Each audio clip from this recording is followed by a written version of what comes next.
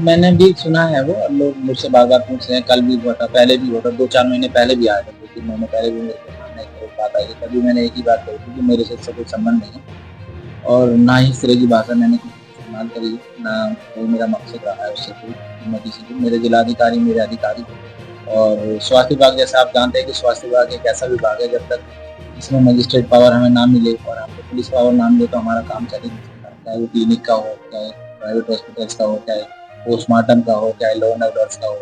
जैसे-जैसे हम उनके साथ रहते हैं, वैसे-वैसे उनका साथ हमको बराबर चाहिए।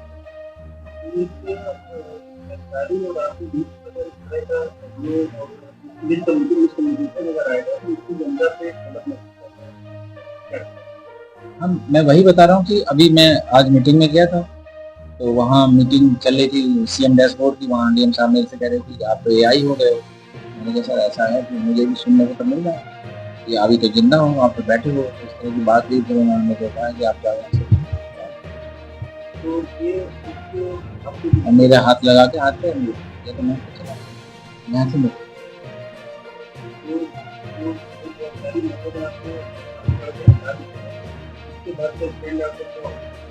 स्टैंड क्या है अभी मेरे, सीधी सी बात है भाई, मैं आज सीएमओ हूँ, शासन का जैसा आदेश होगा वैसे मुझे मानना होगा। मैं पब्लिक हित में काम कर रहा हूँ, कोई भी मुझसे जनप्रतिनिधि कहीं कोई नाराज नहीं, मैं सबके लिए बराबर काम करता हूँ, कोई भी किसी का फोन आता है, कोई मुझे दिक्कत नहीं है, किसी जनप्रतिनिधि को मेरे से कोई समस्या नहीं है। और आप सभी जितने भी पत्रकार मीडिया हैं, अभी मेरे ख्याल से मेरे से कोई किसी को शिकायत नहीं होगी, जब भी किसी की जो जरूरत मेरी जहाँ भी पड़ी है मैंने करा है। हाँ इतना जरूर है कि आप देख ही रहे हैं, जैसे पहले वो जेएम फार्मा वाला था, वो उल्टा सीधे काम कर रहा था, उसका बिल, उसकी बिड भी गलत थी, वो हमने 125 पेज की बना के डीएम साहब को भी दी है। वो सीबीआई से चार्जशीट की फर्म थी। अब जो ये वंदना सिंह जो उस समय एसएफओ है, सीनियर फाइनेंस ऑफिसर थी, ये बार बार दबाव बनाती है उसके पेमेंट के लिए, जो कि हमने नहीं किया। वो कोर्ट में केस चल रहा है, मोस्ट जो है अपना बिड डालवा दी गई है, कोर्ट के आर्डर हुए कि बिड डाल दीजिए और बिड में कोई भी पार्टिसिपेट कर ले। उसका सामान भी अधोमानक था, कम भी था, और 1,30,47,हजार का सामान आया था। जब उसने हमको, जो पहले कमिश्नर साहब थे गुप्ता जी, उनके टाइम में, सर के टाइम में हमको चिट्ठी आ गई थी 4 ही दिन के बाद। हमने 16 दिसंबर को ज्वाइन किया था और 20 दिसंबर को हमको चिट्ठी आ गई थी कि इनका पेमेंट करें या इनका जो समाधान करें। फिर हमने सर को जाके बताया कि अभी तक 1,30,47,हजार का सामान आया है, 30 लाख का सामान ही नहीं आया। तो सुबोध उस समय एसएमएल स्टोर देख रहे थे, डॉक्टर सुबोध यादव ने क्या काम किया कि उसको 15 दिन का एक्सटेंशन दे दिया हमारे से बिना परमिशन लिए, संडे के दिन 15 दिसंबर को। उस देने के बाद में वो हम पे चढ़ने लगा कि मेरे को तो आपके विभाग से मुझे मिला है एक्सटेंशन पीरियड, अब आप मेरा सामान लीजिए।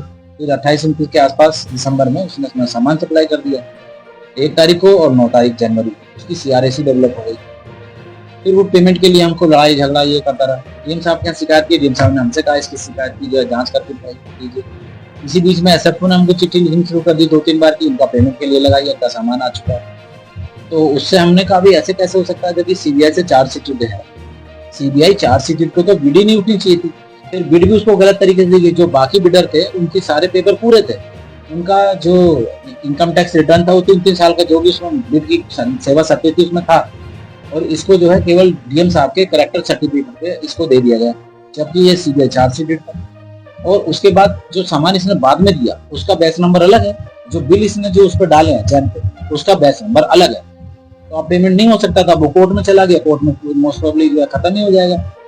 अब ऊपर आरएन सिंह जो अन्वेषण देख रहे थे, सारा अर्बन उन्हीं के पास था, वो ज्यादातर लोगों को भगाए रहते थे। अब डीएम साहब भी उधर ही गए, हम भी उधर ढूंढना शुरू किया, जिसको भी पकड़े जो गायब मिलता था हम भी उसकी तनख्वाह बाधित कर रहे हैं, हम भी उसकी एक्सप्लेनेशन कॉल कर रहे हैं। वही डीएम साहब हमसे चाहते भी हैं।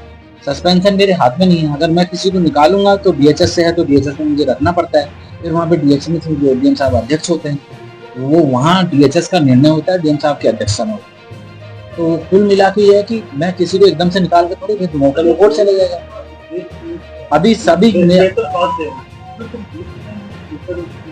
अभी देखो हुआ क्या है कि जितने भी ये इस तरह के थे जो वहाँ चोर बाजारी कर रहे थे, मक्कारी कर रहे थे, घपलारी कर रहे थे, जैसे डॉक्टर सुबोध हैं, उनको वो क्लिनिक रजिस्ट्रेशन देख रहे थे, आप लोग मुझसे ज्यादा जानते हो कि अब तक कैसे चल रहे थे।